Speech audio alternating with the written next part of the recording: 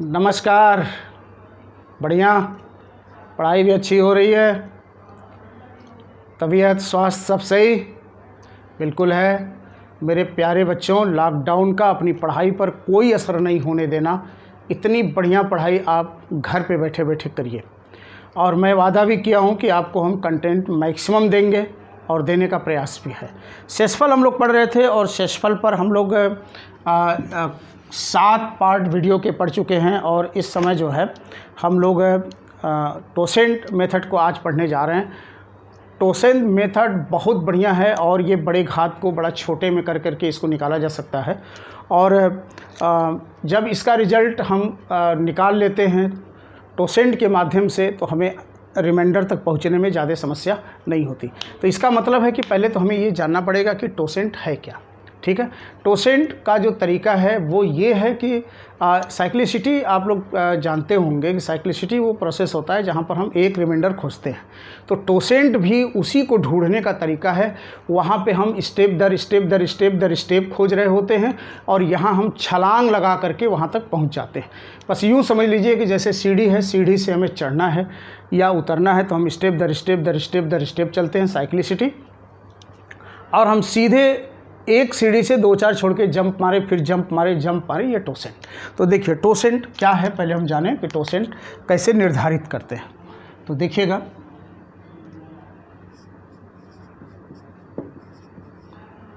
टोसेंट जो हम निकालते हैं, तो पहले इसमें 2 बात का ध्यान रखिए कि जैसे मान लीजिए एक संख्या हमारे पास n है, और n पर पावर यहाँ पर x है, इसको हमने d से डिवाइड किया है।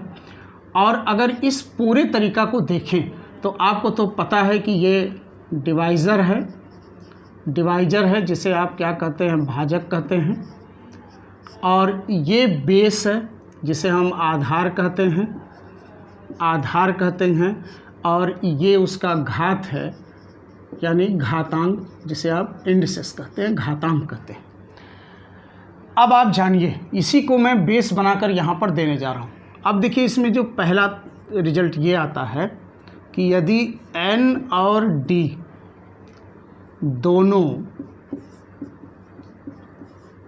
दोनों सह अभाज्य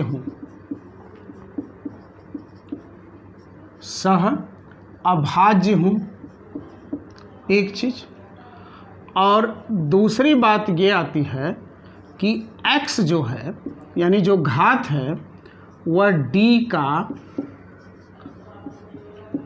टोसेंट हो। अगर ये 2 शर्तों का पालन हो रहा हो, तो इस तरह के प्रश्न का रिमाइंडर 1 होगा सदैव। अब देखिए कैसे होगा, अब मैं आपको वो बता देता हूँ। जैसे मान लीजिए कि आपका सवाल आ गया 17 बटे, यहाँ पे हमने ले लिया, चलिए 17 पर ये है आपका 32, और यहाँ पर हम ले लेते हैं, चलिए 15, इसे हम 30 कर देते हैं, 30। अब देखिएगा कि 17 और ये 15, ये एक पॉइंट इसमें आप और थोड़ा सा ध्यान रखिएगा तो अच्छा रहेगा। टोसेंट कैसे तय करेंगे, पहले मैं आपको ये भी बता दूं, फिर मैं वहाँ पे लेके आता हूँ कि अब देखो आया नेक्स्ट की d, यानी जो भाजक है, ये भाजक यदि अभाज्य संख्या है, अभाज्य हो तो d का टोसेंट d-1 होगा। आप ऐसे समझो, पहले d का टोसेंट d-1 होगा। एक चीज़ ध्यान रखना यहाँ पर है कि अगर ये संख्या x है, हमें देखो केवल मतलब इतनी सी है, यहाँ पर भी हम चाहें तो इनके ऊपर कोई घात लगा सकते हैं कि यहाँ पर घात कुछ भी हो, उससे हमारा कोई मतलब नहीं है। इसका रिजल्ट हमेशा क्या आएगा, 1 आएगा। इस चीज़ को आप ध्यान से समझिएगा। एक बार मैं फिर से आपको बता रहा हूँ कि n और d दोनों सह अभाज्य हों, d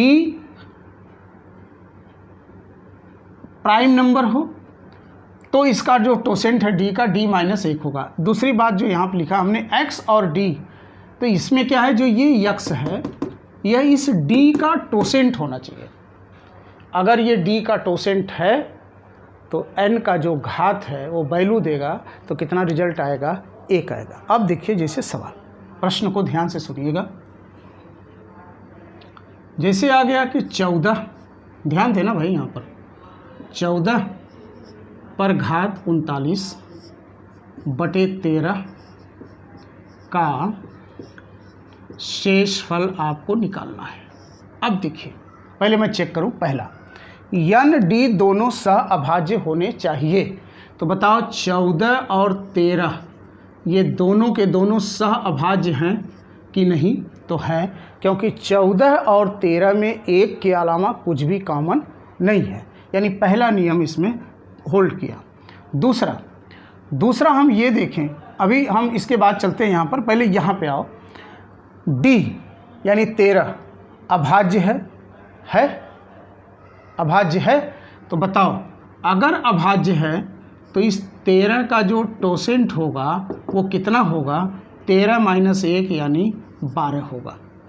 ठीक है, अब इसके बाद यहाँ पे आते हैं कि x जो यहाँ की वैल्यू है वो इसका टोसेंट होना चाहिए, या चाहे तो टोसेंट का घात भी लिख सकते हैं।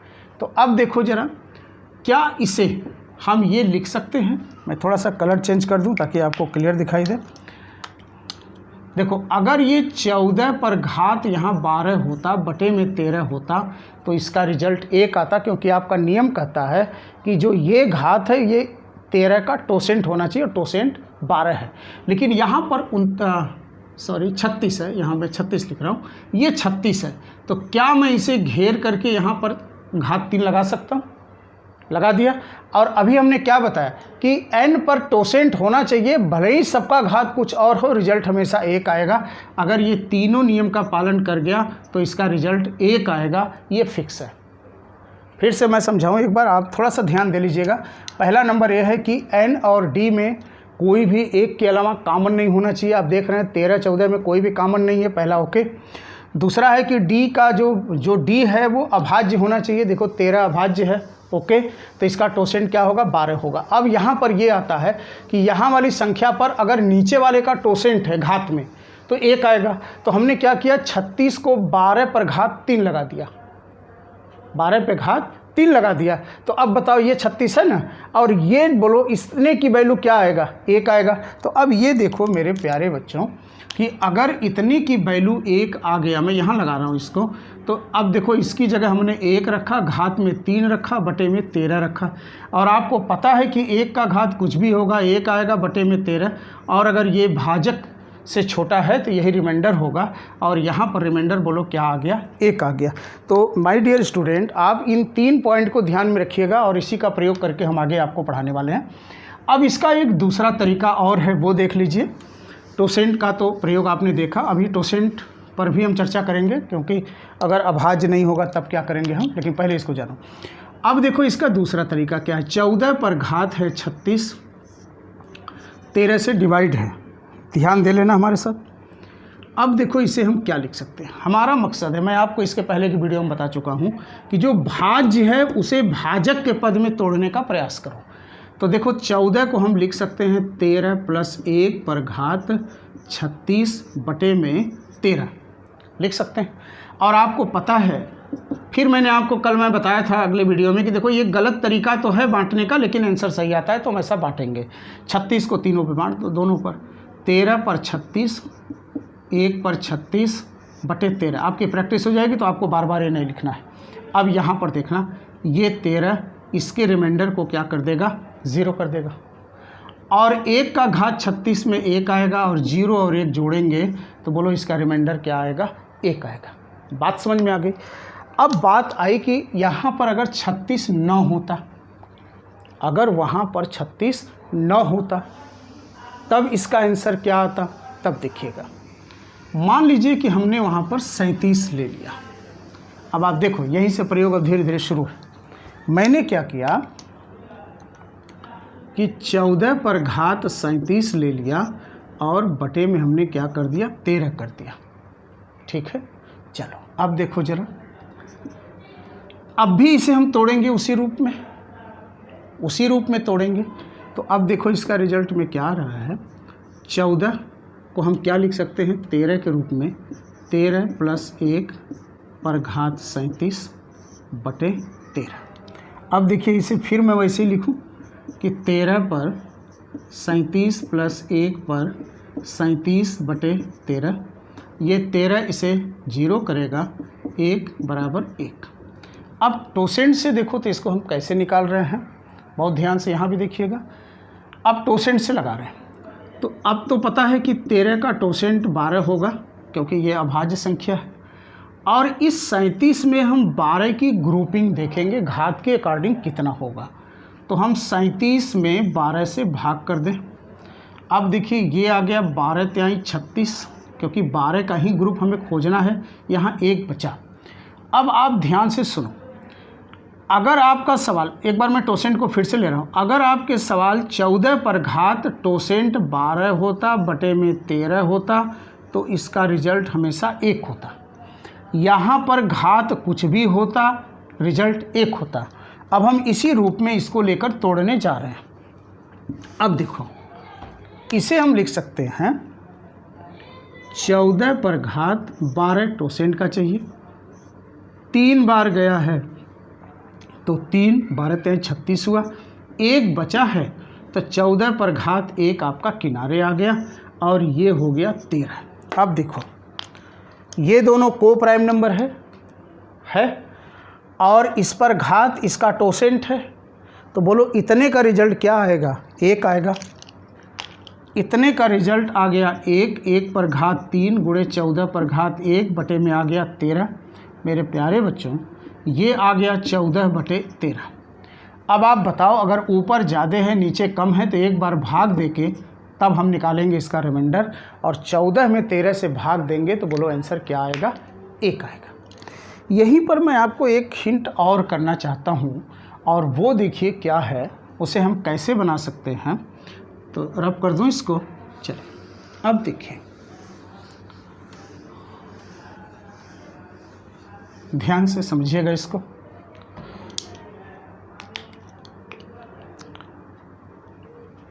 एक दूसरा उदाहरण मैंने और लिया आपसे, पहले आप इसको देख लीजिए कि 19 पर घात, क्वेश्चन क्या है,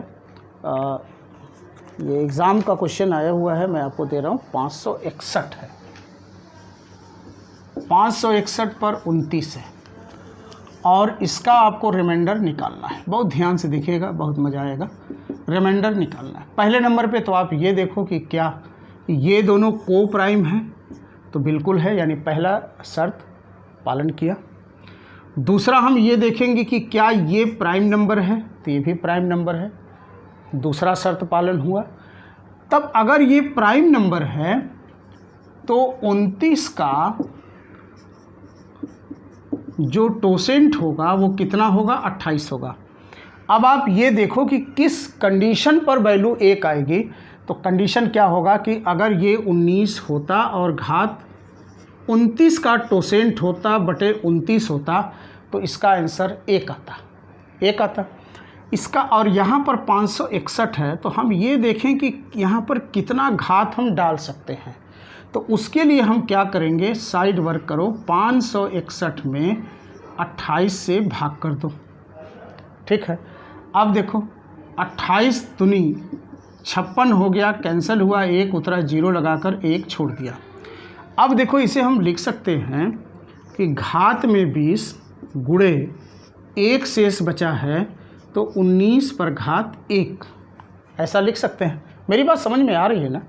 अब देखो इस 19 पर 29 का टोसेंट है तो इसका मतलब है कि इतने का रिजल्ट 29 के भाग पर 1 आएगा, यानी ये जो रिजल्ट हो गया वो हो गया 1 पर घात 20 गुणे 19 पर घात 1 बटे 29। अब देखो ये 1 है, ये 19 में गुणा किया तो आंसर आया 19 बटे 29। और आपको पता है कि जब भाज्य छोटा हो भाजक से तो जो भाज्य है वही आपका आंसर होगा। और इस प्रश्न का जो रिमाइंडर होगा वो बोलो कितना होगा, 19 होगा, क्योंकि 19 29 से क्या है, छोटा है। अब आइए दूसरे प्रश्न पर।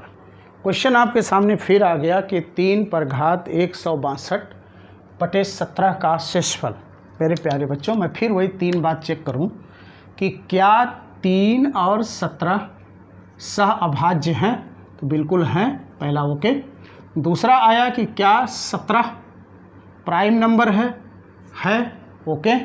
तो अब हम यहाँ से देखेंगे कि 17 का टोसेंट कितना होगा।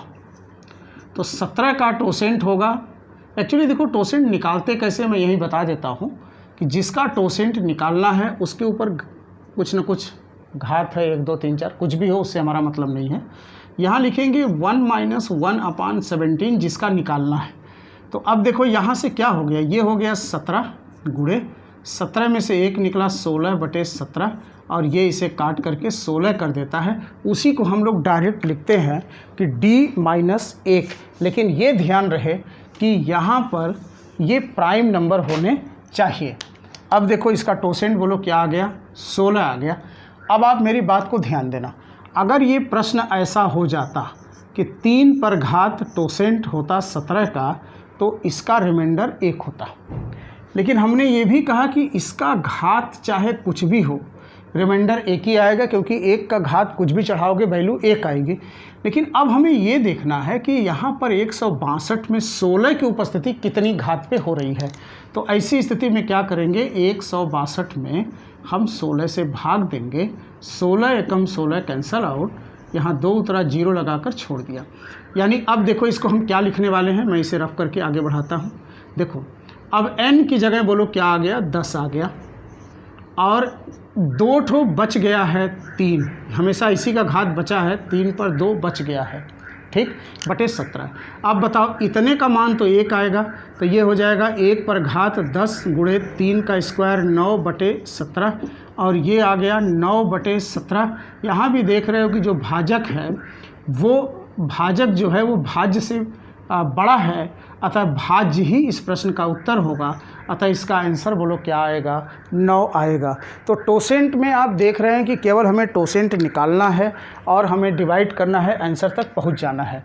लेकिन अब आपके अंदर ये बात आ रही होगी कि अगर यहाँ प्राइम नहीं हुआ तब क्या होगा। तो आइए अब हम निकालते हैं कि जब डिवाइजर प्राइम न हो तो टोसेंट कैसे निकालेंगे। चलिए देखिए, तरीका तो आपको समझ में आ चुका होगा। और अब हम यहाँ लेते हैं कि जब डिवाइजर प्राइम नंबर न हो तो हम टोसेंट कैसे निकालेंगे। देखिए चलिए फिर मैं एक फ्रेम बनाता हूँ यहाँ पर और ऐसे लिखता हूँ कि ये आपका बेस है, पावर में यक्स है और डिवाइड में डी है, और डी जो है वो कोई भाज्य संख्या है, अभाज्य नहीं है, ठीक। तब हम क्या करेंगे, इस डी का देखो नियम में मैं लेता हूँ पहला कि डी का अभाज्य गुणनखंड करेंगे, अभाज्य गुणनखंड करेंगे यानी प्राइम फैक्टर करेंगे, गुणनखंड करेंगे। और मान लीजिए d का गुणनखंड आ गया a पर पावर x गुणे b पर पावर y गुणे c पे पावर z। तब देखो अब हम यहाँ से निकालेंगे कि d का जो टोसेंट है, d का टोसेंट क्या होगा, तो d इंटू 1 - देखिए हमें घात से कोई मतलब नहीं है, हमें बेस से मतलब है। 1 - 1/a होगा, फिर 1 - 1/b होगा, फिर होगा 1 - 1/c होगा, और अगर है तो हम और लेकर के आपस में गुणा कर देंगे तो हमें इस d का टोसेंट यहाँ से प्राप्त हो जाएगा, ठीक है। अब जब टोसेंट प्राप्त हो जाएगा तो फिर हम वही बात करेंगे कि जो भी बेस है, बेस का जो पावर टोसेंट है उसकी वैल्यू 1 होगी, उसी रूप में बदलेंगे। जितना घात बनेगा 1 ही होगा, लेकिन जो बचेंगे वो साइड में मल्टीप्लाई होगा और फिर उसके अनुसार हम हल करेंगे तो हमारा आंसर आ जाएगा। तो जल्दी से इसको स्क्रीनशॉट करिए, फिर हम जल्दी से इस पर एक आध सवाल करा दें आपको। चलिए देखिए, एक प्रश्न आपके सामने फिर आ गया कि 7 पे घात 32 34 बटे 60 का शेषफल निकालना है। अब हम वही 3 बात चेक करेंगे। पहला ये कि क्या ये दोनों को प्राइम है, तो को प्राइम तो दिख ही रहा है, इसके अलावा कुछ कॉमन नहीं है। दूसरी बात चेक करेंगे कि क्या ये प्राइम है, तो 60 प्राइम नहीं है। इसका मतलब है कि इसका टोसेंट निकालना पड़ेगा। प्राइम होता तो क्या होता, 60 माइनस 1 59, इसका टोसेंट मिल जाता और हल करके भाग दे करके निकाल लेते। नहीं है, मतलब हमें इस पर काम करना है। इसके बाद तो पहले हम टोसेंट निकालते हैं। अब हमने क्या कहा आपसे कि अगर हमें प्राइम नंबर नहीं है हमारे पास, हमें भाज्य संख्या दिया गया है, तो उसका टोसेंट हम निकालेंगे कैसे। तो देखो, हम सबसे पहले क्या करेंगे, 60 का करेंगे अभाज्य गुणनखंड 30, फिर 2 से 15, 3 से 5, 5 से 1, यानी 60 को हम लिख सकते हैं क्या, 2 पर घात 2, 3 पर घात 1 और 5 पे घात 1। इतनी बात समझ में आ गई। अब हम निकालते हैं 60 का टोसेंट। अब हमने क्या बताया, जिसका निकालना है उतना गुणे 1 माइनस, देखो हमारे इस घात से हमें कोई मतलब नहीं, हमें बेस से मतलब है। 1/2, फिर 1 माइनस 1/3, 1 माइनस 1/5। अब देखो बेटा, इसका आया 60 गुणे 1/2 गुणे 2/3 गुणे 4/5। अब देखो, 3 दूनी 6 पंजे 30, 60 को काट दिया 2 बार में, और ये आ गया 2 दूनी 4, 4 चौके 16, यानी 60 का जो टोसेंट आया वो कितना आया, 16। अब इसका मतलब क्या है कि अगर 7 पे घात 16 होता बटे में 60 होता तो इसका जो रिमाइंडर है वो 1 आ जाता। लेकिन यहाँ ऐसा तो है नहीं, यहाँ पर 16 तो है नहीं। तो अब हम ये देखेंगे कि इसमें 16 की फ्रीक्वेंसी कितनी बार जा रही है। इसका अच्छा, अगर घात यहाँ 1 होता तब भी हमारा रिमाइंडर n होता तो भी रिमाइंडर 1 आता। तो आओ देखें कि इसमें 16 की फ्रीक्वेंसी कितनी है। अब बहुत ध्यान से यहाँ देखिएगा कि 32 34 में हम 16 से भाग किए, 16 दूनी 32, 3 0 4, 16 दूनी 32, रिमाइंडर 2। अब ज़रा देखिए, इसके बाद जो ये भागफल आया वो तो n की जगह आ गया, तो यहाँ हमने लिख दिया 202, और गुणे जोड़ ये बचा है वह इनका घात बचा है, 7 का घात बचा है। तो देखो यहाँ पे हमने लिख दिया 7 पर 2। अब आप टोटल को अगर कैलकुलेट करें तो ये 3232 है, ये 2 है, ये 3234 हो गया, और वही आपका यहाँ पर दिया हुआ रिजल्ट है। अब हम इसमें भाग करते हैं किससे, 60 से। मेरे प्यारे बच्चों, मैंने आपको ये बताया था कि जब इस पर 60 का टोसेंट आ जाए तो ये वैल्यू 1 होती है, और 1 का घात चाहे जितनी बड़ी राशि हो 1 ही होगी, तो ये 1 हो गया, और इसका आया 49/60, और ये रहा 49/60। और आप देख रहे हो कि जो भाज्य है वो भाजक से छोटा है, अतः यही रिमाइंडर होगा। ठीक, तो मैं उम्मीद करता हूँ कि टोसेंट विधि से भी आप समझ गए होंगे। बहुत ज़्यादा एक्सरसाइज तो संभव नहीं हो पाता है या इस तरह वीडियो अपलोड करने में, लेकिन आप लोग अपने किताब से प्रश्न को करते रहिए, और जहाँ दिक्कत है उसे आप लोग हमें मैसेज करिए, भेजिए, मैं उसको बताऊंगा आप लोगों को, या जब मैं प्रैक्टिस कराने लगूंगा तो उस सवाल को सम्मिलित करूंगा।